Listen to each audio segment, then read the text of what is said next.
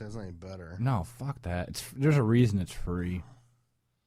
Anyways, God, I'm sick of audio equipment that doesn't work. How about that? All right, let's get into some movies before I start ranting. Iron Man 3 wins big over a non-holiday weekend, pulling in $1.753 million, making it the second largest opening weekend ever, behind Boo. The Avengers. Worldwide, Disney has pulled in over $700 million with this movie. Needless to say, they've made their money back. Three times. What's that? What, like 2 or 3 times? At least 3 times. It's ridiculous. I mean, as of today in the U.S. alone, it's made $1.96 million. Yeah, so that's crazy. The rumor is that Robert Downey Jr. is not necessarily interested in being back. I've now heard, we had talked before that he made possibly $50 million for the Avengers. I saw an article yesterday that say he may have made close to 70 or 80 million. And his point deal on this one could be similar to that, to where he'll make a ridiculous amount of money again. What do you do at that point? Seriously, when you have that much money, what do you do? Donate it? Yeah, I gotta think he donates a lot. Just like, I don't fucking need this. Cancer research? Sweet. I don't know what to do anymore. All right, help kids that are starving in other countries? Totally down for that. It's like... it was pretty... Oh, good. Oh, I was just going to say, when the lotto thing with the 200 million nonsense, like, I debated on it. I'm like, what would I do with $200 million? Oh, I can think of a lot of things that I would do with $200 million. I'd get 200, like, Bugatti Veyrons. I think of tons and tons of things, man. Overall, the movie was really good. I don't want to spoil it because you guys haven't seen it, and I don't want to spoil it for anyone who hasn't seen it. It's leaps and bounds better than the second one. Like, it's ridiculous how much better it is than the second one. It does such a great job of telling a story. Shane Black needs to direct more action movies, and he needs to direct more comic book movies. He was spot on with the way they did it, and the use of the characters was really well. Like, the use of Happy is really well done. Pepper's amazing, which is very surprising, and Rhodey and Iron Man, Tony Stark are awesome. They do such a good job of pairing those characters up for almost like a buddy cop thing. It's so well done. Here's what I'll do. This will help a little bit without giving any away. So Katrina Hill over at actionchickflick.com did a quick list of her reasons why the movie was so good. And I'm just going to read through them really quickly. And hopefully this doesn't really give anything away, which it kind of doesn't. Robert Downey Jr. is amazing. He's able to balance snarky, scared, and heroic all at the same time. Multiple suits. Nice. Yeah. Ben Kingsley's performance of the Mandarin is a scary nuance, and a very good nuance of the character, and it's very scary, and he's amazing. Like, Ben Kingsley's amazing as the Mandarin. Post-credit gag reel, hilarious. Post-credit gag is really funny. So if post-credits, you're gonna love it. It's very funny. Tony Stark and Rhodey as a buddy cop vibe kind of said that. It really gives their camaraderie. Pepper gets the last word, which I'm not going to give anything more than away than that. It's pretty cool. The Air Force sequence that we see in the trailer where the plane blows up, the back wind blows up, that whole sequence is freaking awesome. It's so much better than what I thought it was going to be. The movie does a great job of breaking Tony down and building him back up, which is what 2 failed to do, I thought. Can I ask this without you ruining anything? I'm afraid of when films do, like, break a character down so bad that you, like, they're not that hero anymore, like, at all. Like when I go pay to see an Iron Man movie, I want to see as much Iron Man as possible. Does it get lost in the film? You got to remember, he's coming off of Skype. Ooh. He's coming off of the stuff that happened in New York. Right. And they kind of play off of that really well. There's probably not enough of Iron Man, if based on what you're saying, but I'm very happy with what they did with it. Like, I wasn't disappointed. All right. The movie is legitimately funny in a lot of the right places. Like, places where you need it to be funny, it's very funny. The story is very personable, epic. It makes sense. Parts of it are a little flawed, but that kind of is what it is. There are very organic references to the Avengers, which obviously, if aliens freaking invaded, at some point people have to talk about it. You can't, if a Norse god came to Earth to help, it has to be talked about. Yeah, it's providing continuity in the world of Iron Man and the Avengers and so on and so forth. And the action hits in all the right spots, and it has a purpose. Like, there's not just action for the sake of action. The action that happens, whether it's Iron Man or the Mandarin taking part in the action, serves a purpose for what it's doing. It's not like, let's just put in a big scene to make things blow up. There's a reason for it. Good. Which I loved. And there's a little kid in this movie that Tony ends up getting teamed up with for a little bit. And when he first popped into the screen, I was like, oh, this is going to be cheesy. It's going to be stupid. And it's not. It's awesome. Him and this kid are great. And to be honest with you, I would watch the movie again just for those handful of scenes because they're so funny together.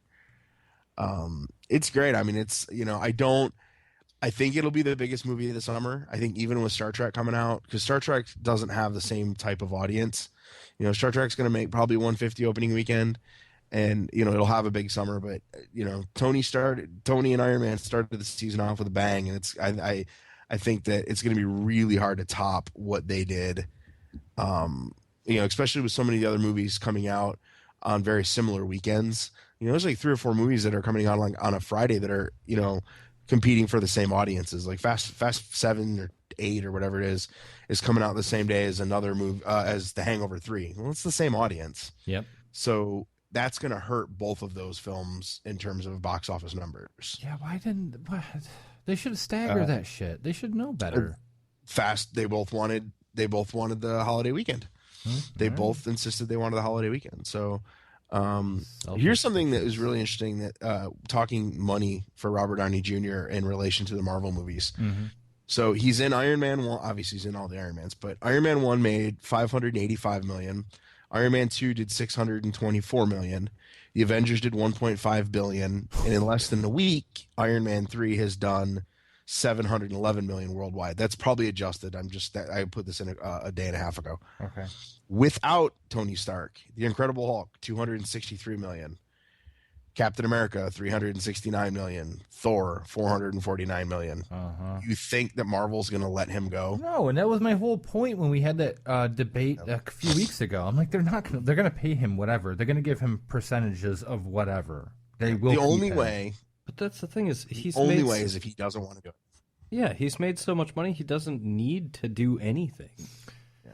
Yeah, I know he's the artsy type too, where he's got to be constantly challenged in the roles. Like, I can just tell that's how he is. Well, I think that's his addictive personality, though. Exactly. And if he's not challenged anymore, then yeah, I could see him just going, "Fuck it, I'm out," and middle finger in it right on the way out. His performance in this movie is different than what we've seen of Tony before too, because he has moments of utter terror, and Robert Downey Jr. does such a good job of portraying some of that stuff, and it's interesting. It's kind of cool. It's like you get to see a different side of this character than you expected. Yeah. Well, he does a good job portraying the terror, like even in the first one, like from a cocky point of view, like suddenly to be like an ant under a boot real quick, but not be overly terrified. Like it fits the character. So you think it went like further than that? Oh yeah, if you think it's the ant, if you were making a reference of the ant under the boot, this is the ant is about to die. Like he does a very good job of that terror. I mean, I loved it, and I thought it was great, and it was very well done. Yeah. And I think a lot of that credit, I'll give a lot of that credit to Shane Black, the director, because I think that he pushed him in that direction with the script. I don't necessarily know the scripts.